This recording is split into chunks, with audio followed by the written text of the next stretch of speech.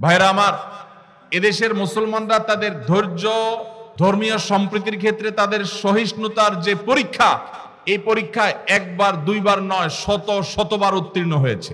এই প্রেক্ষাপটে অন্তত আমাদেরকে ঐক্যবদ্ধ হতে হবে, ঐক্যের গুরুত্ব আমাদেরকে অনুধাবন করতে হবে।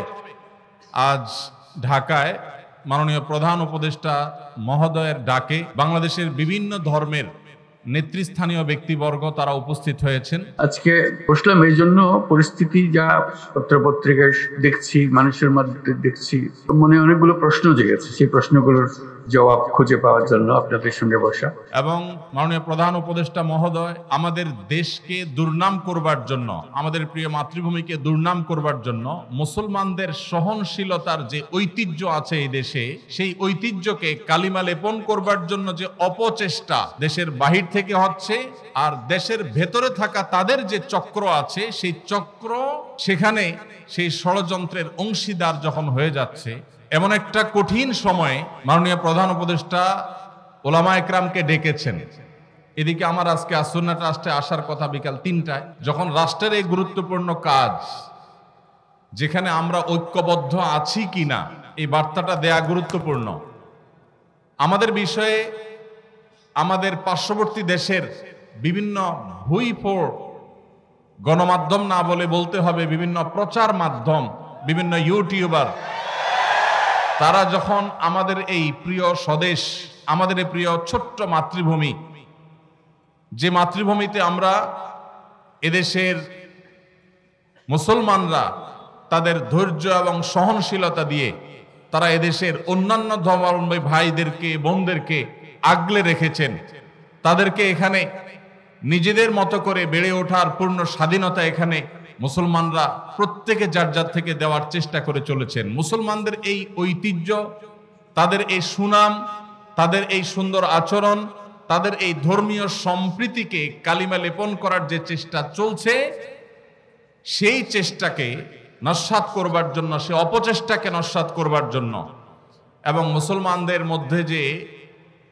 উদারতা রয়েছে অন্যান্য ধর্মাবলম্বীদের ব্যাপারে, সে বিষয়ে বার্তা দেবার জন্য, অন্য ধর্মাবলম্বী যারা এই দেশে আছেন তারা যে আসলে ভালো আছেন, তাদের ব্যাপারে যে প্রপাগান্ডা চালানো হয় সেগুলো যে মিথ্যা এবং গুজব, সে বিষয়ে তাদের মতামত গ্রহণ করবার জন্য আজ আমরা একত্র হয়েছি। আজ আমাদের এই প্রিয় স্বদেশকে দুর্নাম করবার জন্য যারা যেভাবে চক্রান্তে লিপ্ত, এই দেশের মানুষের খেয়ে, এদেশের মানুষের পরে, এদেশের মানুষের টাকায় চলে কিছু মিডিয়াও তাদের দোসরের ভূমিকায় অবতীর্ণ হয়েছে। এই দুষ্ট চক্র যারা আমাদের এই ঐক্যবদ্ধ বাংলাদেশকে বিভক্ত করতে চায়, দুর্নাম করতে চায়, তাদের সে অপচেষ্টাকে নস্যাৎ করবার জন্য আমরা এদেশের মানুষ বিভিন্ন বিষয়ে, আপনার সাথে আমার মতামত পার্থক্য থাকতে পারে, ভিন্ন মত থাকতে পারে, কিন্তু আমাদের দেশের স্বাধীনতা, সার্বভৌমত্ব, আমাদের দেশের জাতীয় স্বার্থ রক্ষার ক্ষেত্রে আমরা সবাই ঐক্যবদ্ধ। এই বার্তাটি দেওয়ার জন্য আজ তিনি আমাদের ডেকেছিলেন, সেখানে আমরা একত্র হয়েছি, এবং সেই কারণেই আমার আসলে এখানে আসতে একটু দেরি হয়েছে। তো ডক্টর খন্দকার আব্দুল্লাহ জাহাঙ্গীর রহমাহুল্লাহর কথা মনে পড়েছে আমার, এই যখনই ঐক্যবদ্ধ জাতি গঠন করার প্রশ্ন উঠেছে তখনই মনে পড়েছে স্যারকে, এই জন্য যে আজ থেকে 15 বছর 20 বছর আগে এই দেশে ঐক্যের যে ডাক, আলেম সমাজের মধ্যে সবচেয়ে কার্যকর ঐক্যের ডাক যিনি দিয়েছিলেন, সেই মানুষটির নাম হলো ডক্টর খন্দকার আব্দুল্লাহ জাহাঙ্গীর রহমাহুল্লাহ। স্যার যখন ঐক্যের কথা বলেছেন, তিনি যখন ইত্তেহাদ মাআল ইখতিলাফ, তার সেই প্রসিদ্ধ উক্তি ইত্তেহাদ মাআল ইখতিলাফ, বৈচিত্র্যময় ঐক্য, আপনার সাথে আমার 10টা বিষয়ে মতপার্থক্য আছে, কিন্তু 100টা বিষয়ে আমরা একমত আছি। যে বিষয়ে একমত আছি ওই বিষয়ে আমরা একযোগে কাজ করি, ভিন্ন মত রেখেও আমরা একসাথে চলতে পারি। এই চিন্তা, এই দর্শন ডক্টর খন্দকার আব্দুল কাদের জাহাঙ্গীর রহমাহুল্লাহ মাহফিলে, সেমিনারে, ইউনিভার্সিটিতে, ক্লাসে, বই পুস্তকে, তার লিফলেটে তিনি দিয়ে গেছেন। আজ তার বিদায়ের এত বছর পরও জাতি যখন ঐক্যবদ্ধ হওয়ার প্রয়োজন দেখা দিয়েছে, আমাদের জাতীয় স্বার্থে ভিন্ন ভিন্ন মতের মানুষ হয়েও আমরা যখন ঐক্যবদ্ধ হওয়ার প্রশ্ন এসেছে, তখন ডক্টর খন্দকার আব্দুল্লাহ জাহাঙ্গীর রহমাল্লাহর নাম সবার আগে মনে পড়েছে। কারণ সেই মানুষ যিনি আমাদের মধ্যকার মত বিরোধগুলোকে কমিয়ে সেগুলোকে সম্মানজনকভাবে সুন্দরতম উপায়ে মত ভিন্নতার একটা প্রশংসনীয় জায়গায় আনার চেষ্টা করেছেন। আল্লাহরে বান্দা তার সারা জীবন চেষ্টা করেছেন এ বিষয়ে। আল্লাহ রাব্বুল আলামিন তার কবরকে নূরে নূরান্বিত করে দিন। আল্লাহ রাব্বুল আলামিন স্যারের সমস্ত ভুল ত্রুটি মাফ করে তাকে জান্নাতুল ফেরদাউসের মেহমান হিসেবে কবুল করে নিন। আল্লাহ তাআলা স্যারের এই একমাত্র পুত্র এবং স্যারের প্রতিষ্ঠিত আস-সুন্নাহ ট্রাস্টের চেয়ারম্যান মহোদয়কে আল্লাহ তাআলা স্যারের মতো যোগ্যতা সম্পন্ন মানুষ হিসেবে কবুল এবং মঞ্জুর করে দিন। ভাইরা আমার, আমাদের এই প্রিয় স্বদেশে ছোট্ট একটা জায়গা, নানান মতের মানুষ, নানান পথের মানুষ আমরা থাকি, এত চিন্তার মানুষ আছি। এই যে এই মাহফিলে আমরা এত মানুষ আছি, আমাদের মধ্যেও সবাই কি সব বিষয়ে একমত আছি? অনেক বিষয় আমাদের মধ্যে ভিন্নমত আছে না? কিন্তু ভিন্নমত থাকা সত্ত্বেও কিছু বিষয়ে এক, আমাদের আল্লাহ এক। কোন ভিন্নমত আছে? আমাদের রাসূল সাল্লাল্লাহু আলাইহি ওয়াসাল্লাম, আমাদের কোরআন, আমাদের হাদিস, আমাদের ঐক্যের যে জায়গাগুলো, সেগুলো যদি একটা একটা করে আমরা তালিকা করি, আমরা দেখব মতপার্থক্য যদি আমাদের একজনের সাথে অন্যজনের 10টা 20টা বা 50টা বিষয় হয়, মতৈক্য রয়েছে আমাদের তার চাইতে বহুগুণ বেশি। আপনার সাথে আমার যদি 2, 4, 5, 10টা বিষয়ে মতপার্থক্যের কারণে আপনি আমার থেকে দূরে যাওয়াটা গুরুত্বপূর্ণ মনে করেন, জরুরি মনে করেন, তাহলে শত শত বিষয়ে যে আমরা একমত আছি, সেই কারণে কেন আমরা একে অন্যের কাছে আসতে পারছি না?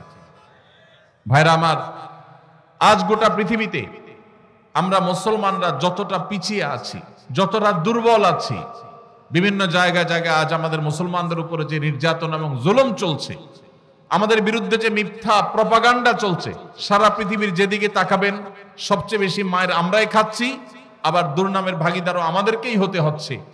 এর অন্যতম বড় কারণ হলো আমাদের অনৈক্য, আমাদের বিভেদ, আমাদের মতো বিরোধ, আমাদের একে অন্যের বিরোধিতা করা।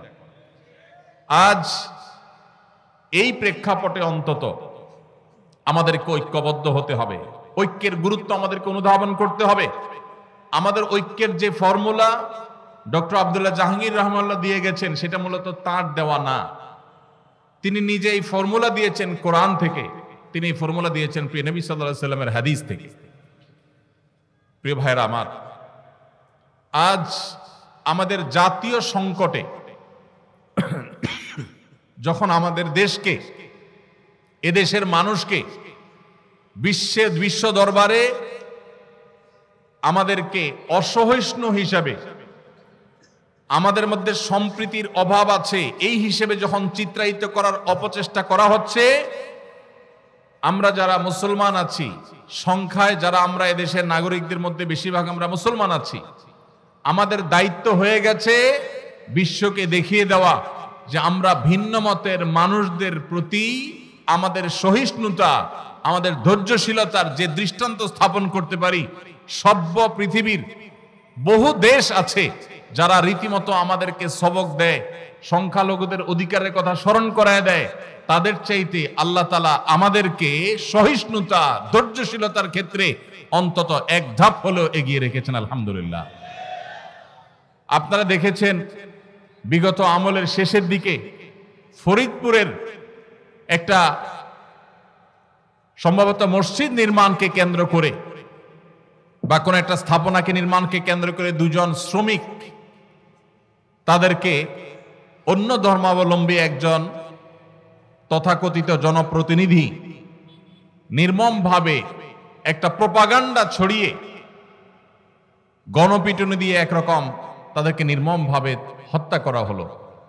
সেই ঘটনায় আপনারা লক্ষ্য করেছেন, আপনাদের মনে থাকার কথা, সারা দেশে ওলামায়ে কেরাম এইরকম দায়িত্বশীলতার পরিচয় দিয়েছেন যে ওই ঘটনার জেরে পাল্টা হামলা, দাঙ্গা, কোন প্রকার অশান্তি এদেশের মাটিতে চুল পরিমাণ হতে দেন নাই ওলামায়ে কেরাম।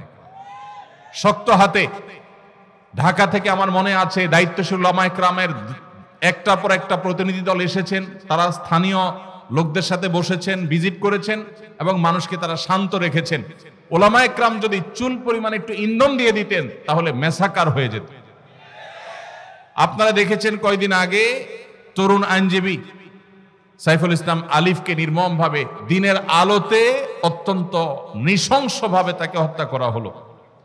সাধারণ মুসলমানরা জানেন, মুসলমান হওয়ার কারণে, দ্বীনি চেতনার কারণে তার পেশাগত দায়িত্ব পালন করতে গিয়ে তাকে এই নির্মম খুনের শিকার হতে হলো। এত বড় একটা ঘটনার পর আপনারা দেখেছেন এদেশের সর্বোচ্চ পর্যায় থেকে নিয়ে একেবারে রুট লেভেল পর্যন্ত ওলামা একরাম সর্বসাধারণকে শান্ত থাকতে বলেছেন। এরকম একটা পরিস্থিতি যেখানে ক্ষোভে ফুসে উঠছে মানুষ, সেখানে ওলামা একরাম মানুষকে শান্ত থাকার কথা বলেছেন। এবং ওলামা একরামের আহ্বানে সাড়া দিয়ে সারা দেশে আলহামদুলিল্লাহ একটি চুল পরিমাণ অনাকাঙ্ক্ষিত ঘটনা ঘটেছে বলে কেউ দেখাতে পারবে না। ভাইরা আমার, এদেশের মুসলমানরা তাদের ধৈর্য, ধর্মীয় সম্প্রীতির ক্ষেত্রে তাদের সহিষ্ণুতার যে পরীক্ষা, এই পরীক্ষায় একবার দুইবার নয়, শতবার উত্তীর্ণ হয়েছে। তারপরে এক শ্রেণী মানুষ আপনাদেরকে দোষারোপ করার, আমাদেরকে দোষারোপ করার চেষ্টা করে। এই জন্য আমাদের দায়িত্বশীলতা অনেক বেড়ে যায়। আল্লাহ রাব্বুল আলামিন কোরআনে হাকিমে আমাদেরকে সেই দর্শন দিয়েছেন, যে দর্শনে আমরা আমাদের বিশুদ্ধ আকীদা, তাওহীদের বিশ্বাসের কথা প্রচার করব, সেটাকে নিজেদের মধ্যে ধারণ করব। আমাদের আকীদা, আমাদের মানহাজ, আমাদের বিশ্বাস, আমাদের ঈমানের মধ্যে চুল পরিমাণ আমরা ছাড় দেব না, কম্প্রোমাইজ করব না।